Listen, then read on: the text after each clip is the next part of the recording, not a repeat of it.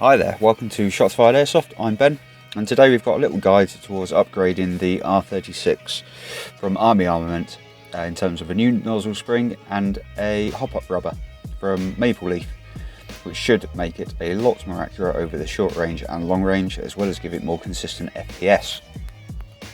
So essentially what you want to start out by doing is field stripping your gun, get it down to its component parts, so you end up with the hop-up unit and the bolt in your hands. There is one grub screw that holds the outer casing onto the hop unit. By removing this, you can then slide it off, and that exposes the inner workings of the hop-up chamber. One thing to note here is the incredible amount of oil that's actually on and in this gun when it comes from the factory. You would probably actually get quite a performance improvement simply by cleaning most of this off, usually with a rag and a bit of isopropyl alcohol or something similar to that. The hop-up adjuster comes straight off once the outer chamber is removed, and that allows access to two screws that hold the two halves of the hop up together. Once these two screws are removed, you can get access to the inner, and the barrel and hop rubber will come straight out of the casing.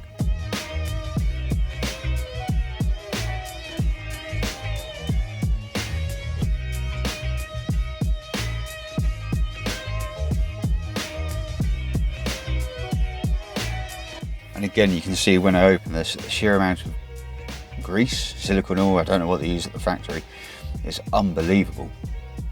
And you can see it's actually stuck the hop-up nub to the bucking there. One thing to note, when you do open these up, make sure you don't lose that, because that's what the arm rests on and actuates the outside of the hop-up rubber with. So I've given it a quick wipe over with a bit of tissue. I'm not really into spending hours cleaning it at this particular moment in time. Get your nail under the old hop-up rubber, which should allow it to slide off. Do watch yourself on the end of the barrel, it is quite sharp. If I was spending more time doing this, I would probably slightly file the edges off so it didn't cause damage to the hop-up rubber in the long term. Looking at the two hop-up rubbers side by side, the right hand side is the Maple Leaf and the left is the original. The left almost feels like it's made out of, the original one, it almost feels like it's made out of a sort of hard plastic as opposed to a rubber. The Maple Leaf one is a lot softer, but at the same time it's more consistent feeling. It feels like when you push it together it actually moulds around your fingers, whereas the original Army Armament one does seem to sort of just squish together in your hand without really following the contours of your fingers. So when it comes to applying the new hop-up rubber, it follows the exact same design as the original Army Armament one, minus a bit of ribbing here and there, presumably to give it a more consistent shape. All you need to do is make sure that the little sort of nubbin inside sits in the slot in the barrel, which you can sort of see in my rather dodgy camera there. With that the correct way around, it should almost pop on. You will feel it actually clamp. With that in place, you can apply it to the internals of the hop-up chamber. Just make sure that the slot in the side sits fully in the casing, otherwise you'll end up with a malformed hop-up rubber which will not function properly. Once that's done, reapply the arm and the sort of nub that actually touches the hop-up rubber. Just be careful that does go back in there and doesn't drop out while you're closing it back up. When this all goes back together, you shouldn't feel any excess resistance. It should just sit nicely together because everything should be where it is. And you'll feel it will be quite secure even when you just wiggle it with no screws in. So reapplying the screws, simply a matter of popping them back in. Just make sure they are cranked down quite well. Like I say, pretty much everything in this hop-up chamber when I originally came to it was actually quite loose. So that is something to bear in mind. You may want to apply a little thread lock. I didn't have any to hand, but it's always something I could do a little bit later. But the hop-up chamber is now better together than it was when I originally started. When you reapply the adjuster, just make sure it sits over the top of the arm and doesn't sit under the arm, because the arm's natural resting place is above the adjuster unless you physically push the adjuster over it. With that back in place, you slide the top cap back over, and then it's simply a matter of reapplying the grub screw.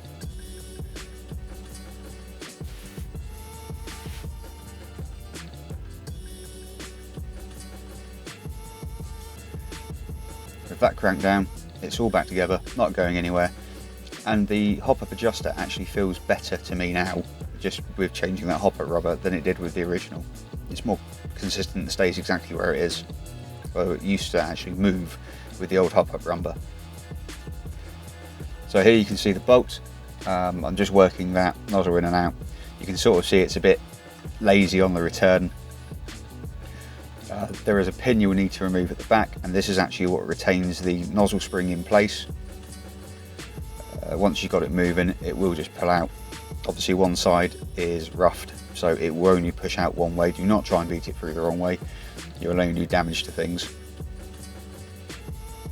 With those off, there are actually two guides, I guess, which sit either side of the nozzle to keep it on the straight and narrow. You will need to remove these screws. They are quite tight to begin with, and they are quite long, but once those are out, you will be able to release the nozzle and the guides at the same time by applying a little bit of force to it, which kind of makes them pop out, but they're pretty much impossible to get out other than doing this. So just be ready for them to sort of suddenly pop out. Okay. And you can see what I mean, they're almost like two little guides that when they sit in there, it just makes sure that the nozzle slides forwards and backwards without going off center. So that brings us to the nozzle itself. Again, you can see the original nozzle spring there is not particularly up to much. There is a pin in the center of the nozzle, and this is what retains the other end of the nozzle spring. That can be pushed out with a bit of force from an object small enough to get into the hole. Do not try and force anything too large into there that is bigger than the nozzle. You might end up actually cracking your nozzle, which will render the gun inoperable. If I pop this apart now, there is nothing holding it together. You'll see there's your nozzle valve, and I actually have three little discs here from FG Airsoft that will actually lower the FPS should you wish to. Now at the moment the gun is shooting about 350 FPS, which is ideal for me. However, it is very cold at the moment, so in summer when it's more like 25 degrees centigrade, that is, you might find that actually the gun is firing closer to 400 FPS, in which case I will need to apply one of those discs under the valve, which will actually limit the amount of gas that can get down the barrel. So with your nozzle spring in place, just make sure it's sat just so the end is poking out of the plunger end of the nozzle, and this will mean that when you put your pin back in, it catches the loop on the other end of the spring. And this pin is not especially difficult to push back in. You can actually just ease it in using a metallic surface or a set of pliers. Now there you can see it's back in and retained.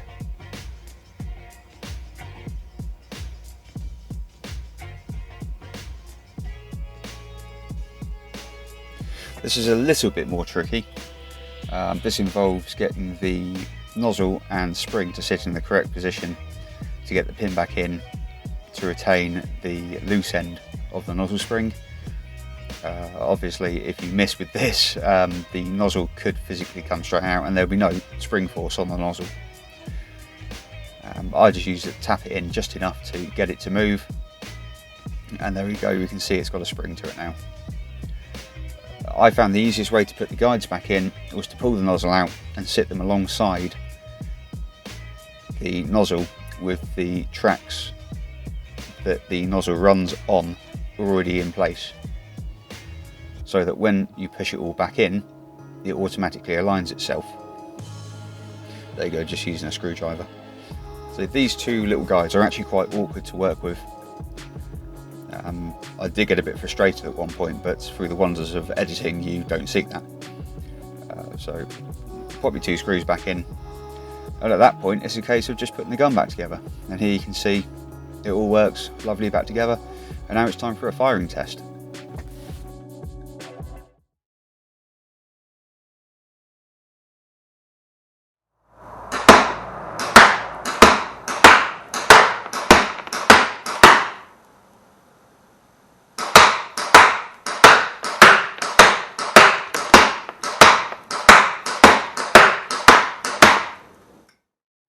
Now that's a lot better. You can see this is probably 9 inches wide by 12 inches tall. The majority of the shots lie within the inner 2 rings. So at 50 metres we pretty much have a grouping here, which is sort of less than 6 inches wide. The vertical is a lot better as well. So if we compare it to the original target that we shot with the original hop-up, we can see that you are hitting a lot more at that sort of distance, and that does also give you a good idea that at longer ranges it is going to be a lot more accurate. The FPS has actually increased by about 10 foot per second as well. This is probably due to a more consistent air seal. It's also a lot more consistent in its FPS.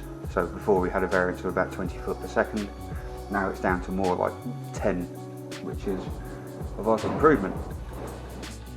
Thank you for watching. This is a Shots Fired Airsoft video, and if you'd like to comment, subscribe, like, dislike the video, whatever takes your fancy, any suggestions for what to review or what anyone would like to see, any ways to improve the videos, please just leave them down in the comments section. Also, you can see the Twitter feed, Facebook, anything like that. Coming up, we've got a review of the Raven Dragon 7, which is a veritable hand cannon, and also the Cybergun licensed edition of the Armament P90. So thank you for watching, and we'll see you next time.